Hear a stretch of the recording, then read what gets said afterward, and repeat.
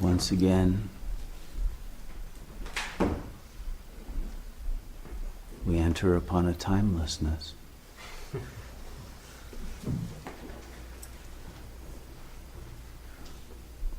But this time because we are out of time.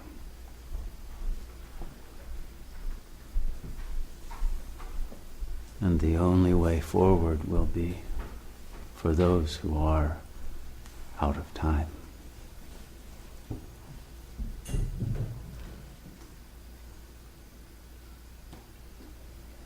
Time as we know it is coming to an end.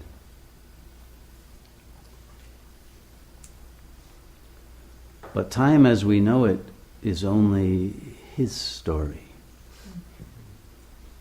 And now begins God's story. But God's story is a moment that is timeless and of changeless solitude.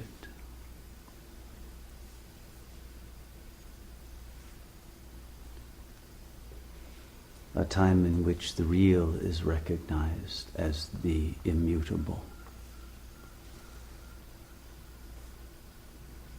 the supernal and sempiternal light that underlies and pervades all of the illusion called time.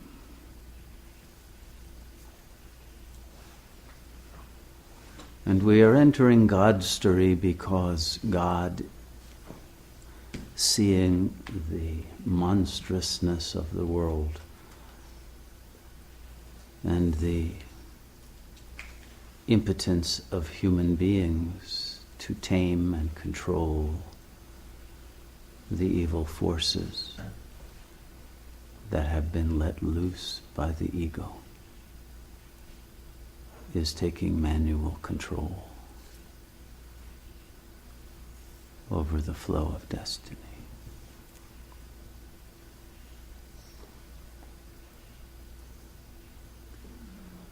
As God has promised to do, and is the essence of every religious prophecy. In this time out of time, in which timelessness and time are superposed, once more the impossible becomes real.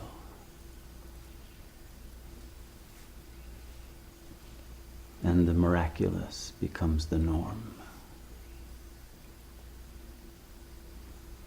And the ending of time will allow a new beginning.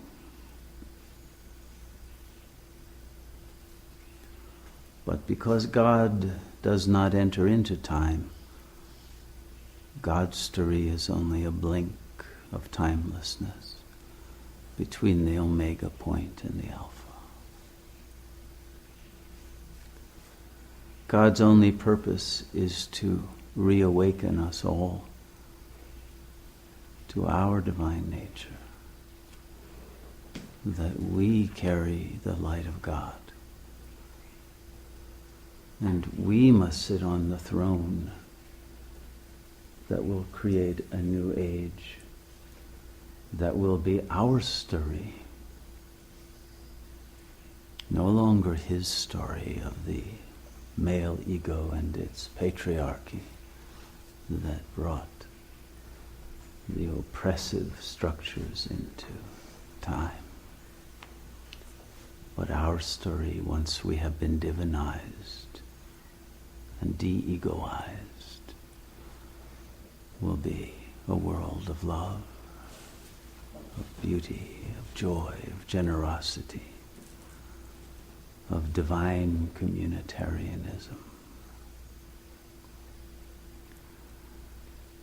and of a miraculous nature, because the world is recognized as a world of light, of structures that appear within the changeless, immutable solitude of God's presence.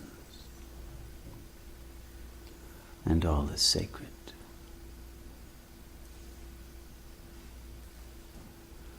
But in the coming Our Story,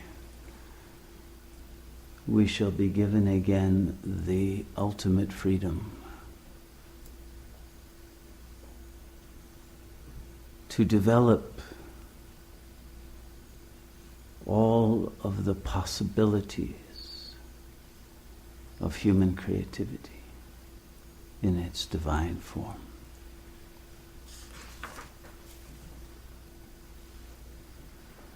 And it is inevitable that one of the elements of those creativities will be a subset called the human soul, which will be a vehicle to remember in the long duration of time the gift of God's arrival, the gift of the dream of the kingdom of heaven.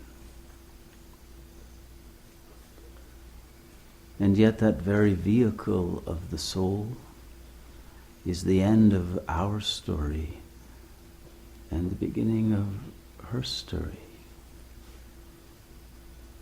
Because the soul in her divine feminine nature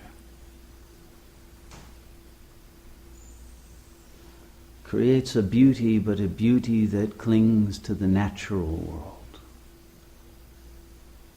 the world of multiplicity, the world of objective beauty. And in that love, the world itself becomes more dense. Matter makes the world into matter. And once the world enters into a material framework of time and space, then the soul inevitably, as all mothers do, gives birth to the ego once again. But they live together happily, although not ever after. And together the soul and the ego create their story.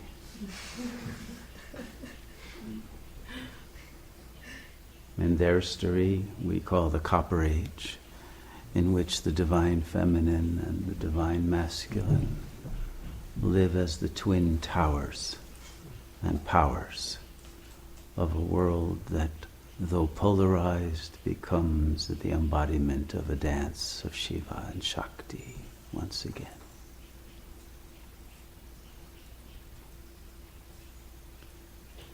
And yet inevitably, because mothers always let their children go first, the male ego extracts itself and chooses to rule over mother, as the son always does, and creates once more a new history.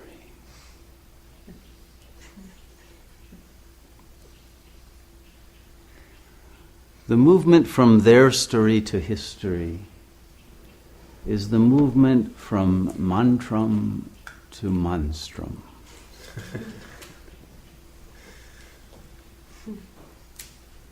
Because in that early time when the divine feminine still ruled, the mind of God could be recognized as the shelter and as the overarching home in which we dwell in peace. And so the mantram, as that precipitate of the mind of God, became the guiding and governing element of society, which produced a tier of society based in that wisdom, which is always nonviolent and loving and expresses in action, in thought, in word, in meditative contemplation of God, that changeless solitude which remains at the heart of the world. And the world was guided by the mantram of God for centuries. But at the beginning of history, the male ego, in its struggle for supremacy, chose to enter into another kind of mind. And the manstram literally means a bad mind, a mind separated from God. And it showed itself in its actions of monstrous repudiation of love and surrender and all of the values of that earlier civilization. And so its rivers dried up and its culture disappeared, and all that was left of it was buried and fell beneath the sea and beneath the memory of the soul.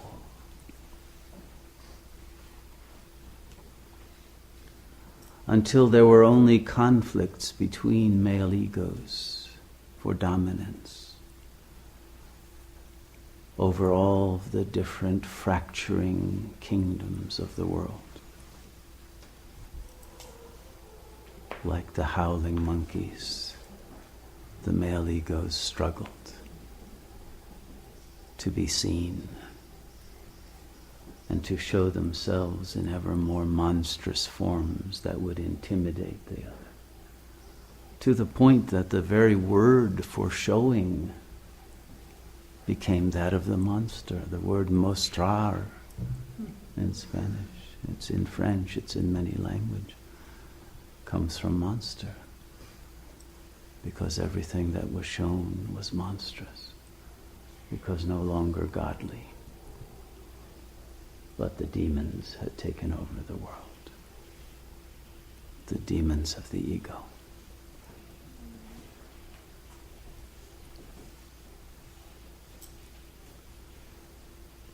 But those demonic monsters reached a point where their destructive power inevitably became so great that they destroyed themselves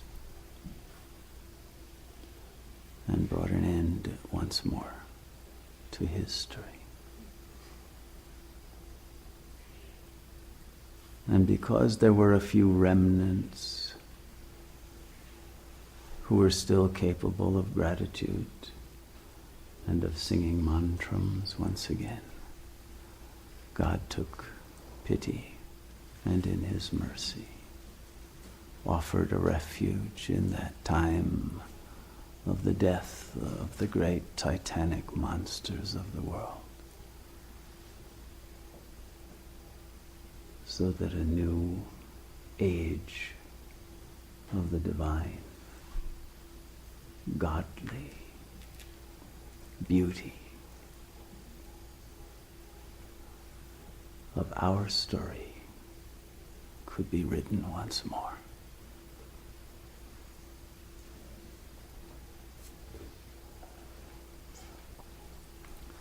To accomplish this, God must somehow invoke that which is most pure in those seekers to overcome their inner monsters, to slay the ego and become beings of light. A light capable of surviving and counteracting the effects of radioactivity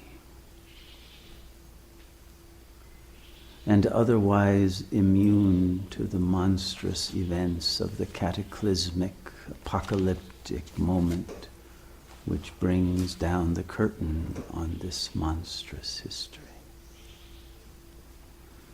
and allows the kingdom of heaven to be born.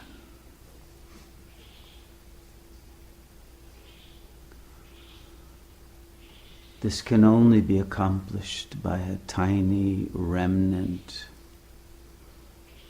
of beings who do not even reach the radar screen of those monsters who would squash all life, all goodness, all joy. And so they must be hidden away in mountains, in insignificant lands,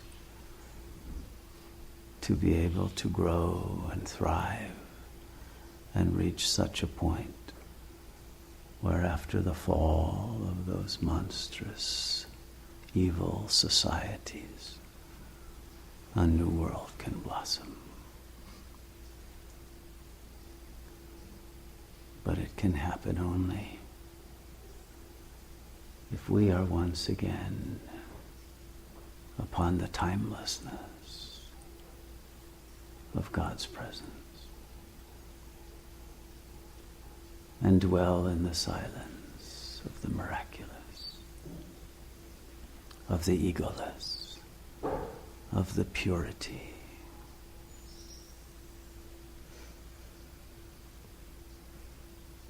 of that which does not pertain to any world, but to the source that is always beyond, the source that never touches into history, that never enters into time,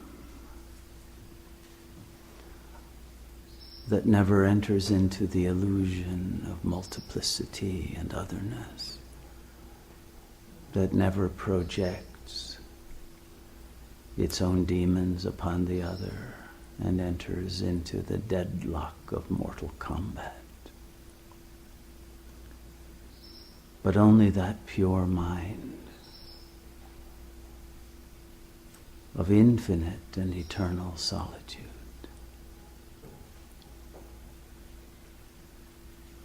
only in the mind of God can this nightmare be redreamed in that way which alone will fulfill the deepest desires of our hearts.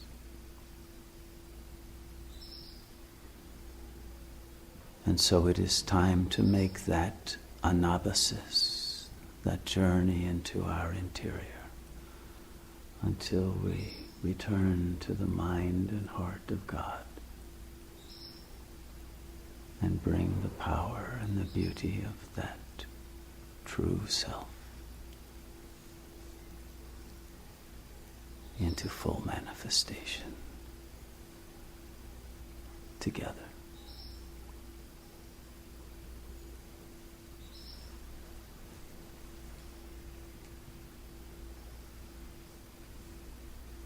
This is the moment when time meets timelessness, and in which the surrender to the timeless one in gratitude for the goodness that alone can save our world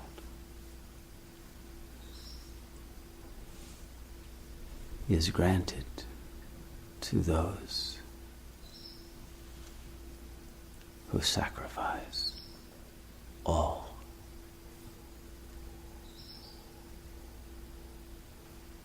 for the presence of God.